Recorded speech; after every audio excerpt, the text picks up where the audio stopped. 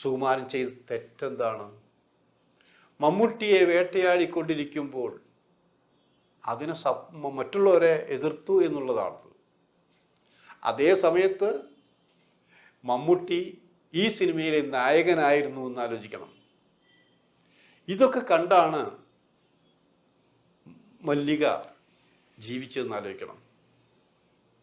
അപ്പോൾ തൻ്റെ ഭർത്താവിനോട് ചെയ്തത് ക്രൂരമാണെന്ന് അറിഞ്ഞിട്ട് പോലും ശബ്ദിച്ചില്ല.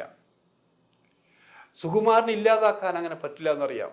അഭിനയിച്ചില്ലെങ്കിൽ നിർമ്മാതാവും. സുകുമാരൻ്റെ ഏറ്റവും വലിയൊരു ആഗ്രഹമായിരുന്നു സംവിധാനം ചെയ്യുക എന്നുള്ളത്. അത് ഈ തിരക്കിനിടയിൽ നടന്നില്ല എന്നുള്ളതാണ്. 2 സിനിമ ചെയ്തു, കിട്ടുന്ന 1 രൂപ പോലും നഷ്ടപ്പെടുത്താതെ തൻ്റെ ഭാര്യയ്ക്കും മക്കൾക്കും വേണ്ടി ഭൂമിയും മറ്റുമെല്ലാം സ്വന്തമാക്കി എന്ന് ആലോചിക്കണം. അത് ഇപ്പോഴും മല്ലിക കണ്ണ് നിറച്ച് പറയാറുണ്ട്. ഞങ്ങളുടെ സുഖേട്ടൻ ഞങ്ങൾക്ക് വേണ്ടിയാണ് ജീവിച്ചത് എന്ന് പറയാറുണ്ട്. സുഖേട്ടൻ പെട്ടെന്ന് പോയപ്പോൾ പലരും വിചാരിച്ചു അതോടൊപ്പം എല്ലാം തായ്വേര് പോലെ അറ്റ് എല്ലാം പോകുമെന്ന് വിചാരിച്ചു.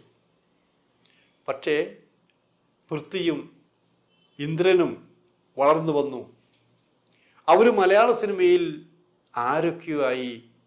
അപ്പം വീണ്ടും പലർക്കും കണ്ണുതള്ളി, ഇത് സുകുമാരനോട് തീർന്നില്ലല്ലോ, ഈ കുട്ടികളും വളർന്നല്ലോ എന്നുള്ളത്.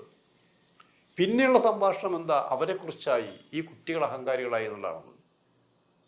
ഇതൊന്നും പറയുന്നില്ലെങ്കിലും കഴിവുള്ളവനെ എല്ലാ കാലത്തും ഇല്ലാതാക്കാൻ പറ്റില്ല.